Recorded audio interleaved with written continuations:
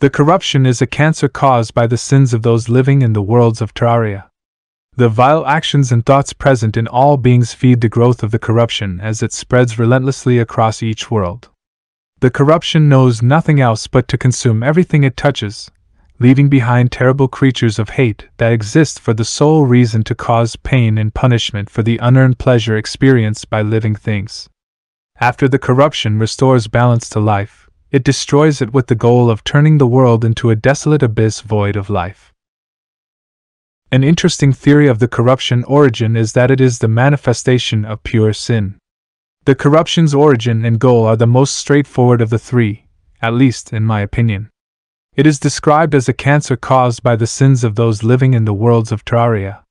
A force of nature symbolizing the purest evil whose only purpose is to take over and ultimately destroy all life in any given world. While it is never specified what exactly these sins entail, we can take an educated guess and assume that it refers to all things generally thought of as bad, such as murder, treason, cheating, personal gain at the expense of others. We know that the corruption itself is not alive, it has no consciousness. It is a moral evil, which may sound contradictory, but I hope it makes sense in the context of its origin. Instead, the terrible creatures it spawns are suggested to have at least some form of consciousness and can, while still incurably under the corruption's influence, act independently. Confirmed by the Eater of Souls' bestiary entry, birthed from the corruption as a being of pure malice, its sole instincts are to pursue, punish, and kill. Like a machine, they are programmed to kill and hurt anything they come across, each monstrosity ultimately being its own entity. Now, how exactly does the infectious malice of the corruption rid the world of inequality? I believe it has something to do with the sins we just mentioned.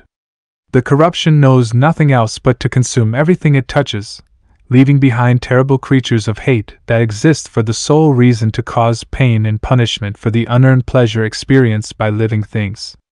His use of the words punishment and unearned suggests that there is some form of injustice present, as well as the focus on hate. Let's ask ourselves, what causes hate? It is a psychological adaptation, an emotion that lets us humans see what is unfair around us and motivates us to change it. Does that sound familiar? And this is exactly what the corruption does. The wrongdoings in the world feed its growth and power, which it then uses to punish all living things. The greater the crime, the greater the retribution. It is the world's wrath personified, its seeds planted as an automatic system to deliver justice in an unorthodox and cruel way. It is not a perfect system though, and if the corruption is fed too much negativity, it can grow out of control and to cataclysmic proportions, ultimately destroying all life, along with the world it was supposed to avenge.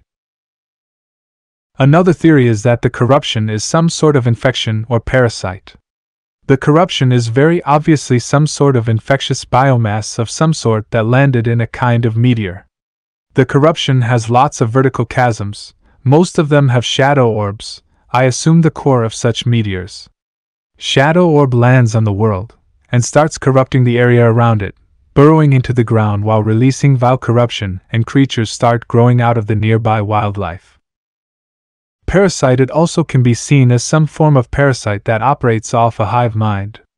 The shadow ores are large conglomerates of the parasite which act as a nest of sorts, spreading the corruption. When creatures are corrupted, they get some of the parasites, forming a hard shell on the exterior. Others take over the brain and also alter its digestive tract, allowing a different diet. Eaters of souls are antlions that have been corrupted. Devourers are normal worms which after being corrupted use their new digestive tract, which allows them to eat more energy-rich corrupted soils to grow to abnormal sizes. The Eater of Worlds is a conglomerate of eaters and devourers formed when the corruption senses it is in danger. Corruptors are the final stage of an eater's growth, utilizing its own parasites as a weapon. Corrupt slimes and all their deviations are just that. Clingers are the first stage of an eater's corruption. World feeders are even large devourers, and dark mummies are just infested mummies. The last theory takes us eons ago. Our story begins a long time before the events we play through in Terraria actually start. Given the outrageously large amount of zombies and skeletons, we can assume the world we inhabit used to be much more populated than it currently is. The dungeon in particular stands out as a place likely built by a large guild of wizards, as their banners are everywhere.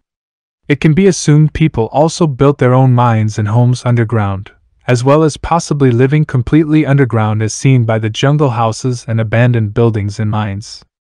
Judging from all the pots containing useful items for exploration and chests with weapons and loot, people explored all corners of the world.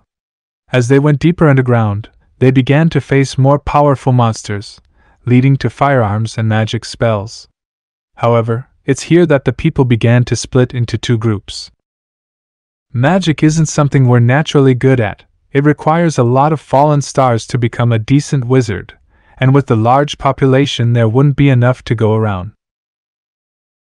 Those without magic stuck to potions, torches, bombs, and non-magic weapons while they explored and expanded, settling all over the world, while the wizards would isolate themselves and build what would later become the dungeon. Those wizards would create a great wealth of knowledge, but their thirst for power and understanding would take them deep into the earth, into hell. I propose that the structures built in hell were either created by an even older race of humans, or possibly even by the wizards. The shadow chests, the paintings, what is definitely human furniture, all things likely built by people instead of monsters, and the dungeon can go almost completely down to hell depending on RNG. Banners down there reference humanity, and events only visible on the surface. However, it seems that somewhere along the way, this guild of magic users awakens something that's been contained for centuries when they carelessly test a new hammer on a strange altar. They awaken the equivalent of hard mode crimson, contained underground until now. While not the only horror they awaken, this is something unlike these people have ever seen. This infection spreads rapidly, creating new horrors the people of this world had never had to deal with before. Faced with a new threat beyond anything they'd seen before, the crimson easily wipes out entire towns. Giant eyeballs begin to take flight when the sun sets, and those killed by the crimson slowly begin returning as zombies and various other monsters. Blood moons, a normal occurrence for so long, became deadly as they made these monsters even more aggressive, turning even the water a crimson red. The crimson could be slowed, but not stopped. As humanity was being pushed to the edge of extinction, the wizards became desperate to find some solution. They would make a covenant with the Dark Lord so that their bones could still walk after death, free from their flesh. Using all of their power, they performed a great ritual, and this is where the story splits depending on if your world has crimson or corruption. If the danger crimson, using all of their power, the wizards tried to seal away the terrible infection they unleashed. Rather than destroying it, they move it to hell and seal as much of it away as they can, a spell that could only be broken if one of their top members was sacrificed to the lava. What they sealed away would eventually become the wall of flesh, the hammer that started it all sealed with it. This would come at a cost, however. They completely gave up their souls and humanity, becoming demons or remaining as skeletons. The few members designated for sacrifice returned to the surface while the others stayed to guard their voodoo dolls at all costs. But despite their best efforts, they still failed, weakening and containing the crimson but not stopping it. And when you first encounter it, it's already begun to spread again. However, if the danger is corruption, the wizards had always looked to the stars for power, for guidance. And before the ritual was performed, a new star had fallen on Earth. Dark orbs fell from the sky, creating demonite and bringing objects of power. Rather than fear this corruption, the wizards embraced it, and with its power they sealed away almost all the crimson in the wall of flesh, destroying almost all remnants of the crimson along the way. The corruption spread slower, but rather than warp people's bodies, it ruined their minds. The wizards went mad, and when they had nearly completely wiped out the crimson, they instead retreated into their dungeon, leaving their sanity behind. The crimson could spread no more, but its effects lived on in the blood moons and Eye of Cthulhu.